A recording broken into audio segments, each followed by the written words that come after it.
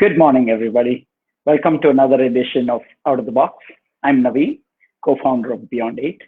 For those of you joining us for the very first time, this is the fifth edition of Out of the Box.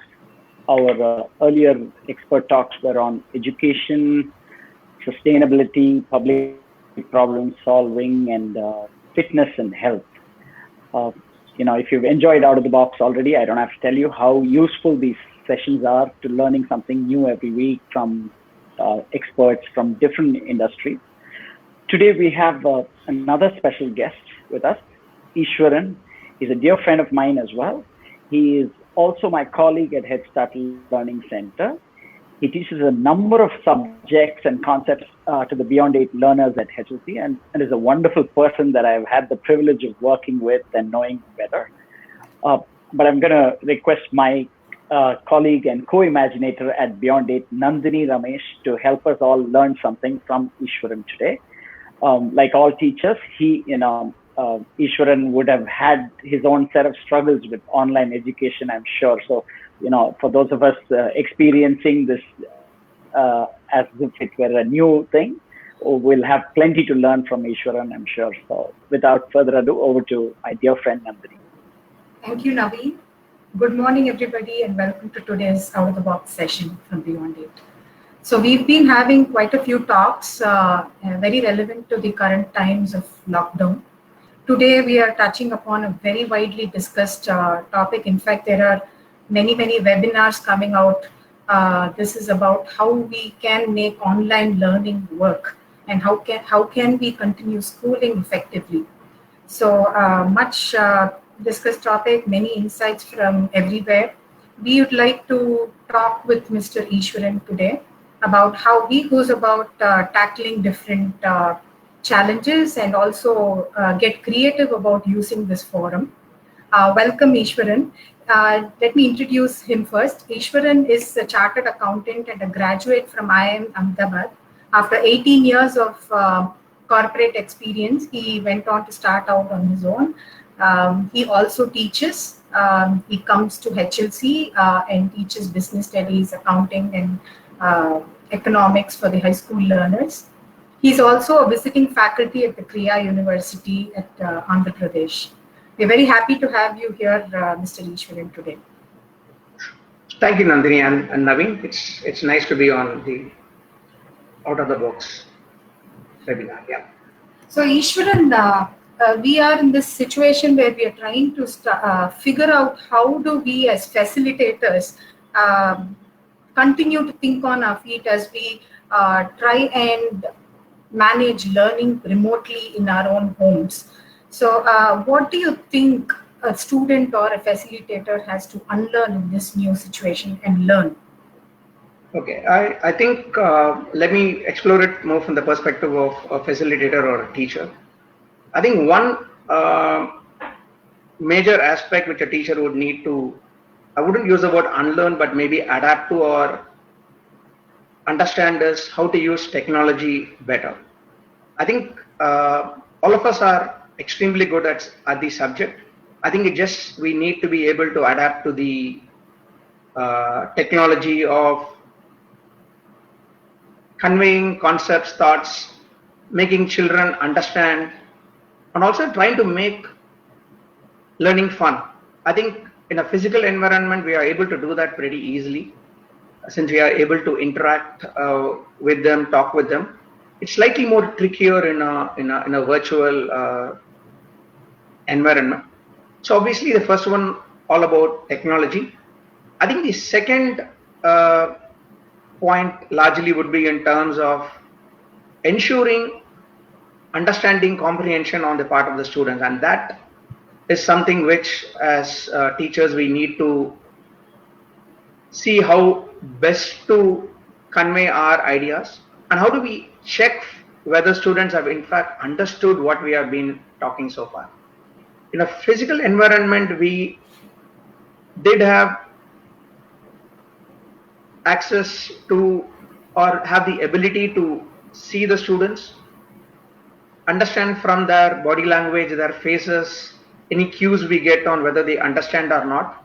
But how do we do that in a virtual environment where typically we will not be able to see the students for too long a period of time, or in some cases, not at all. It will just be a virtual session where we will be communicating or teaching our concepts. I think those are two big things which we as teachers will need to adapt in today's environment. Right. Viewers, feel free to ask any specific questions. We would like to actually discuss this. The whole world is trying to figure this out, so we are not alone. It would help to actually discuss a few things that you want to ask about. So while I wait for your questions, I will go ahead and ask Easwaran a few more questions, frequently asked questions. So Easwaran, see the challenge here, there are many challenges. So one of them being people having a concern about whether students have continuous access to the internet or a gadget even. And then wouldn't it be a divide? Wouldn't we be discriminating when we continue to teach and learn online? Do you have any thoughts about that? Absolutely, I think that's a very valid point, and has been raised in a lot of forums, and articles have been written on that. I'll explore it more from a facilitator perspective to see how we can bridge this gap or divide. As you very correctly mentioned, I think a number of students either don't have access to quality internet or maybe don't have enough gadgets to be able to access this learning. So one way to maybe handle this would be to have a mix of online and offline sessions, and let me explain what I meant by offline sessions. It is certainly possible for facilitators and teachers to record lessons ahead of time in specific subjects. Could be just audio recordings or could be video audio recordings, and then once these recordings are done, upload it, and then maybe have children listen or view these recordings after downloading them. So that way we are basically able to avoid a lot of congestion on the network at the same time, and that typically is the problem which I have experienced when I handled a few classes over the last couple of months. There were issues in terms of both audio and video, and there were children dropping off the call. So one way to handle this would be for offline classes recordings to supplement what we teach in class. Second, obviously what we have been doing is to record a lot of these sessions as we do them online, and a lot of children do, or more importantly can download or view these recorded sessions later on at their leisure, and that in my opinion could be one very effective way of handling the congestion on the bandwidth. Specifically WhatsApp I would say is fairly widespread in terms of its usage today. So some amount of classes can be once again recorded through audio or video and shared via WhatsApp. Once again, we don't need to be online all the time for us to be able to access WhatsApp, and a lot of children can handle or maybe listen or view these WhatsApp lessons later on. Yeah, so we do have a fair bit of students now covered if you were to add on different methods of teaching to supplement our online classes. But yes, there will be some amount of children still left out, largely because they don't have access to quality internet or maybe don't have access to gadgets, and that is where maybe the government could step in to be able to improve the infrastructure across the country, or maybe provide some of these gadgets at subsidized rates. Right. I mean, these are problems that we are facing as a team when we do our sessions as well. There are children complaining. I think this is something that facilitators can think of. It's quite easy to record something on our gadgets and then post it Absolutely. or upload it to a common folder and have it accessible. Viewers, let me remind you that you could keep comments coming in, thoughts coming in. Um, so while I wait for your comments and thoughts and questions, let me go on to ask Easwaran about the growing concern about children not getting to interact one another. I mean, the environment of a school is meant to have children thrive with their peers and socially interact and probably be physically a little more active. But now in these times, we are also having to tackle problems of extended screen time. How would you address this to learners and in a way that we don't physically and mentally wear them out? Absolutely. I think that's a very good question. So let me try to break that question down. I think first thing which I think I do in calls, and a lot of my colleagues also do, is we spend the first 5 minutes of any online call which we have just chit-chatting with the students virtually, just understanding from them what has happened, what are the things they have done. So I think first thing is obviously to make them feel at home. And in one of our virtual classes, we even sang happy birthday for one of the students who was celebrating his birthday that day. So I think some of this will quote unquote monotonize these students in terms of making them feel that they are not in a virtual class. They are there with their peers, but yeah, they can't sit next right to the peers and maybe have fun with them. So it's more of virtual activities being all together. So I think that's one way where we can sort of make it less monotonous. A couple of other things which we have adopted in terms of teaching could be not just do a presentation mode which tends to induce boredom. See whether we could interlace the class with maybe having students talk about some interesting topics related to what we are discussing.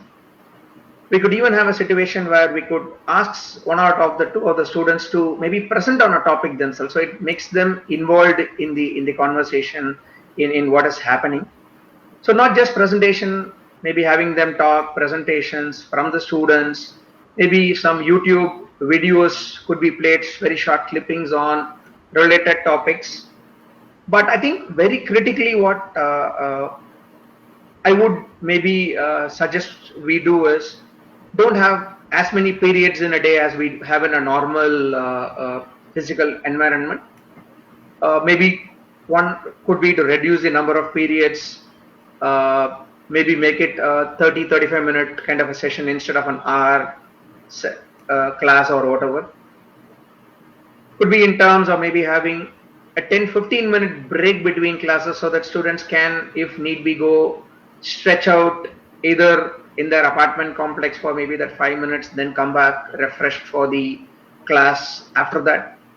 So could be some of the techniques which we could use to reduce the monotony of looking at the screen every hour, day in, day out. So something like that could help.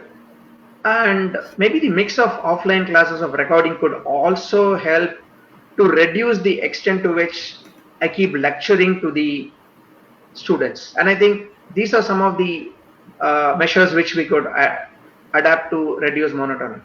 Yeah, I guess time for us to be a little more creative about how we could uh, spread focused time and allow learners to diffuse a little more frequently. So we have a question from one of our viewers, Sendil.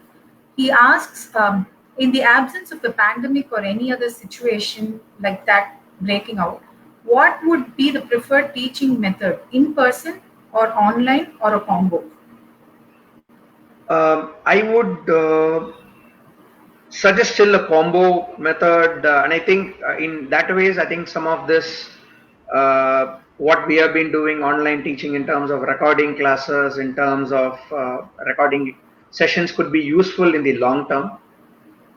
A combo, what I understand would be, in addition to maybe the textbook, students can look at a a recording which we have done on the topic, download that recording, listen to it, and hopefully they will come to class with a far better understanding of what we are wanting to discuss that day. I'm not saying they will need to have a thorough knowledge of that topic, but they will have an awareness of what is being discussed that day, and that could be useful in terms of building on classes. So a fair bit of our physical classes need not be spent on redoing what we have already done in the recording, could be focused on maybe additional aspects or concepts or maybe trickier problems which you would like to handle. And of course, we would need to be careful about this mode. Maybe this might be relevant more for the higher classes rather than for the lower classes. So we'll need to adapt to the situation depending upon what class we are talking about, what type of topic or subject. But I would still recommend a combo going forward. That sounds like we are also starting to acknowledge the advantages of using the digital forum, right? I mean, the internet has been around for a while, and we have heard of Google Classroom, we have heard of a lot of online classes. Not just that we did not take that step to bring it into, our schooling, schooling practices. And as you rightly say, I think it matters that we start using this more frequently and go on to having a hybrid model, because there are other challenges as well. So we have our next question from another viewer. Kritika asks, which are your go-to online tools to make the teaching learning experience more exciting and yet enriching? Okay, so what we have been using largely has been Google Meet, and what I have done is fairly simple tools like a PowerPoint or some of the whiteboards which are available.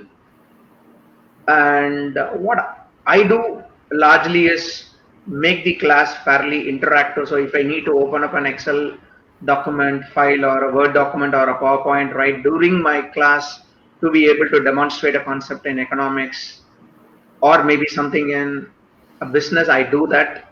And I feel the spontaneity helps in terms of conveying concepts rather than coming across as well prepared in terms of having those documents ready.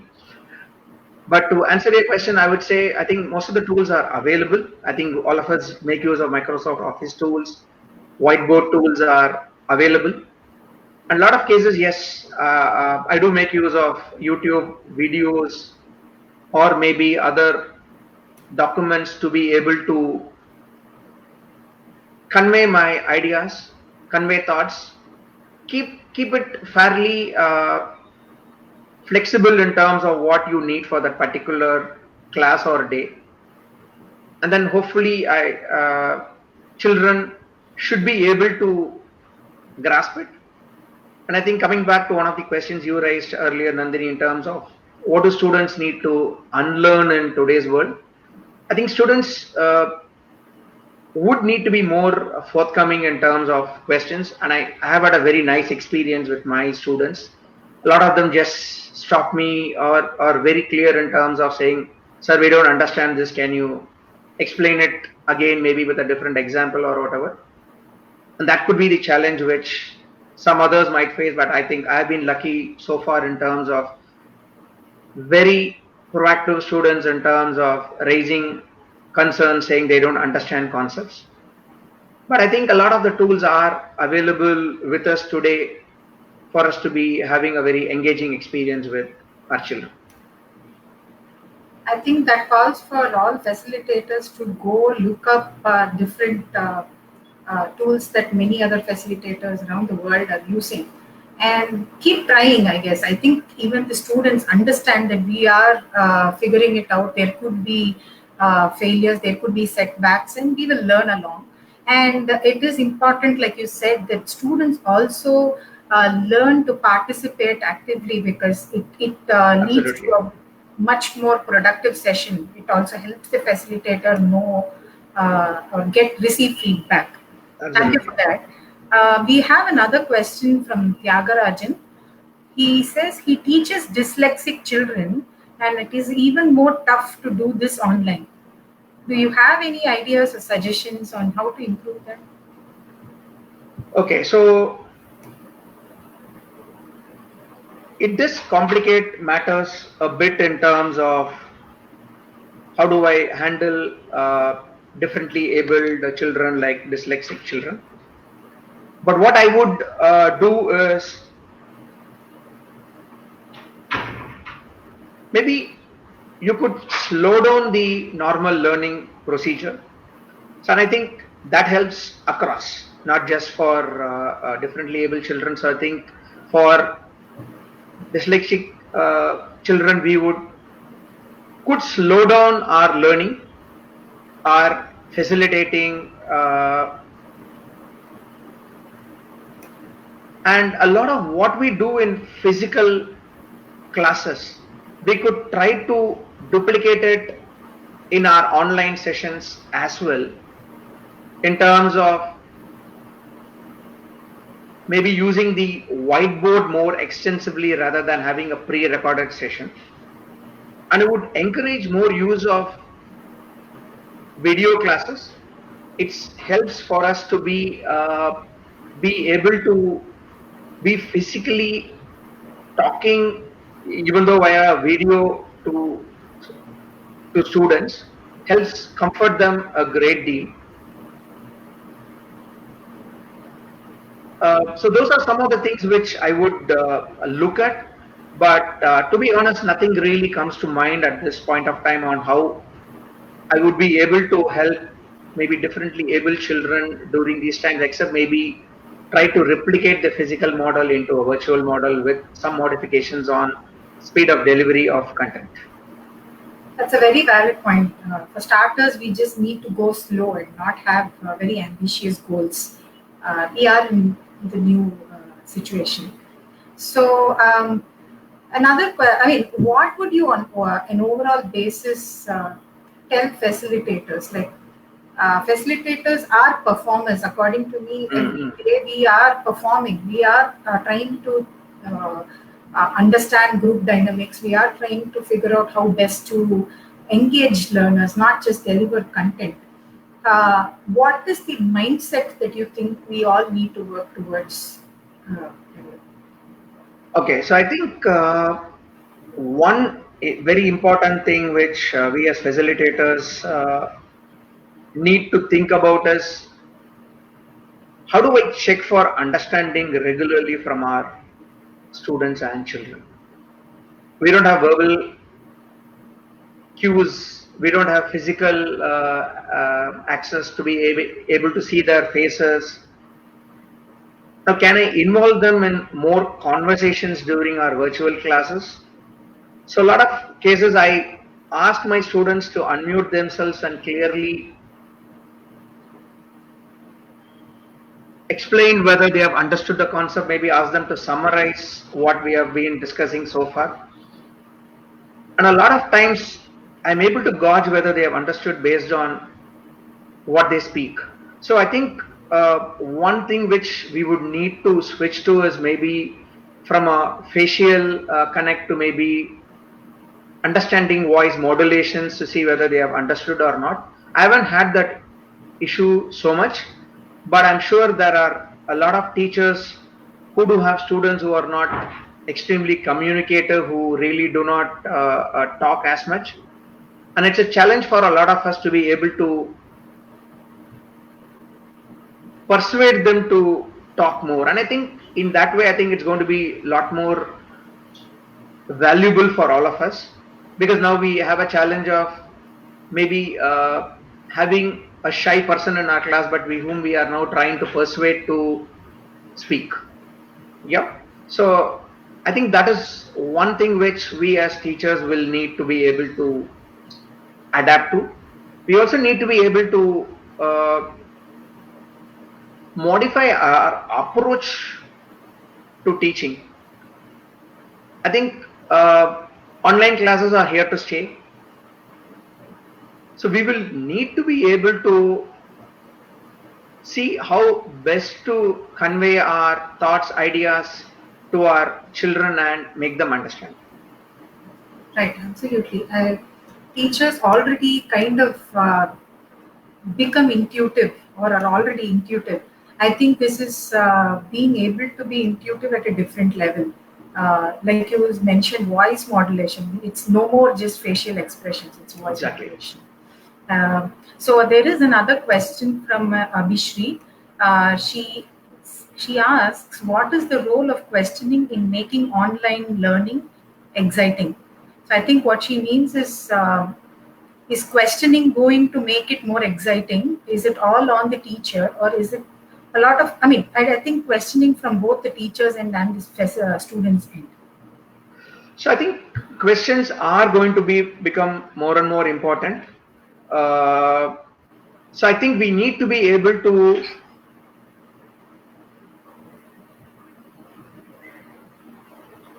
identify different ways by which we will elicit responses from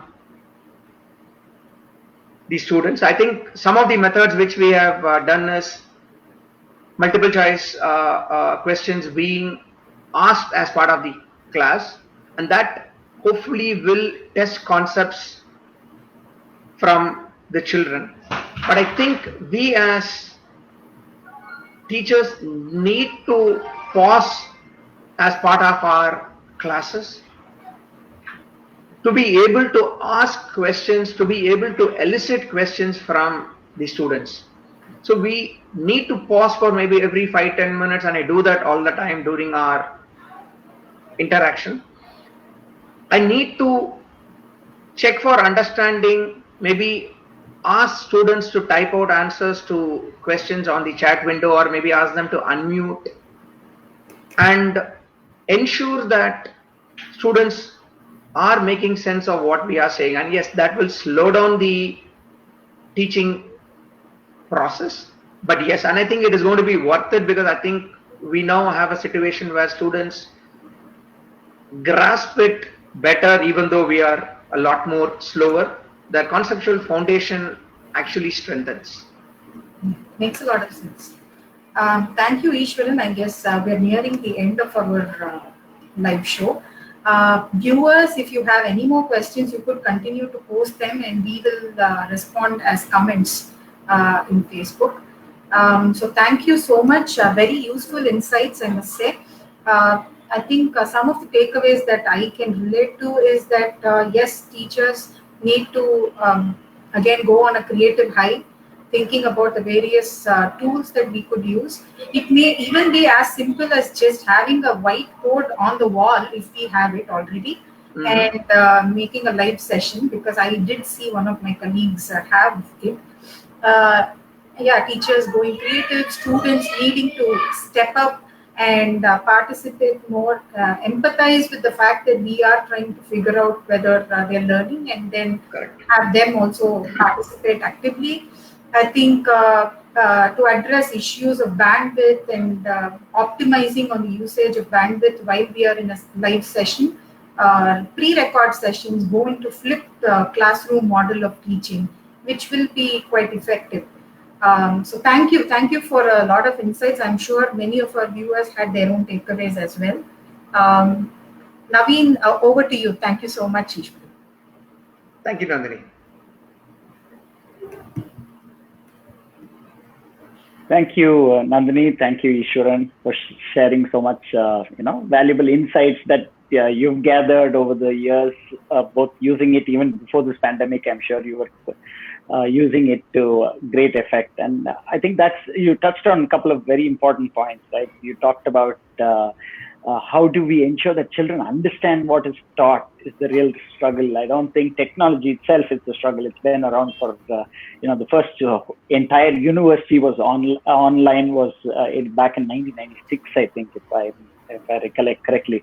So for more than 25 years, there have been universities online. So having technology itself is not something new, and it's just become a whole lot easier to learn to use it. But it's been around for a long time. The real challenge is going to be how do we cope with helping children understand what we are doing for them. And so, and bandwidth, like you said, there are parts of India where there is no internet at all. There's no real good answers for them, or for learning institutions that completely rejected the need for moving to technology oriented education. I think it's not a either or. It can be used effectively in some cases, and in other cases where we want to have face to face interactions, where going to school today for children is more about meeting their friends and being with their friends, right? If you can conduct a lot of the education online and get those cues that you don't get in online education when you meet them face to face, I think many different possibilities emerge as a result of all these things. And I also want to tell you a little bit about the culture. You also touched upon it. I think the culture of the organization being always change ready. I think it's very important that organizations that were change ready will surely be able to sort of transition beautifully into this new world that we are looking at ahead of us. Organizations that were always rejecting that change will be the ones which will struggle through this change, I suppose. Anyway, thank you to all the participants that posted questions. With this, we conclude this out of the box session. Thank you, Easwaran, again. Thank you, Nandini. In case this is the first time you're joining us, Beyond 8 is an alternative to school education. We fundamentally try and remove all the inefficiencies, the ineffective things in schooling, and include just a range of world experiences for learners. Out of the box is one such experience, but we put together a range of experiences for young learners to be able to develop and grow new interests and passions. So do visit our website beyond8.in to know more. Our next session is again on Friday next week. It's by another friend of mine, Akanksha Thakur, wonderful champion of education. Her talk will be titled "Keeping Your Ikigai." So, if you feel disillusioned or disoriented during this quarantine, you aren't alone.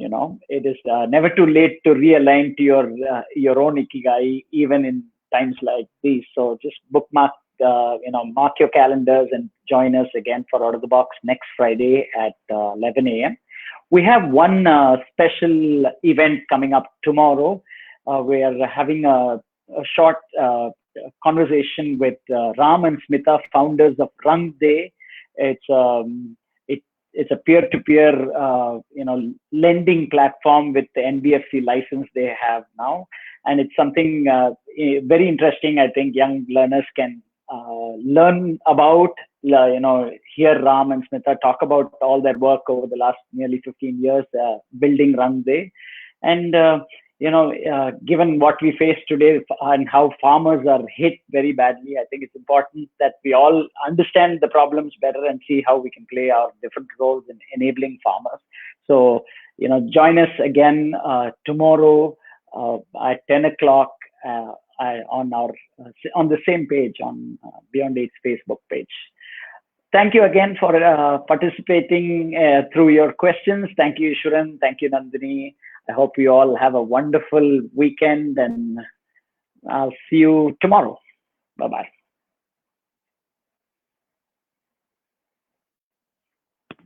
Is it okay?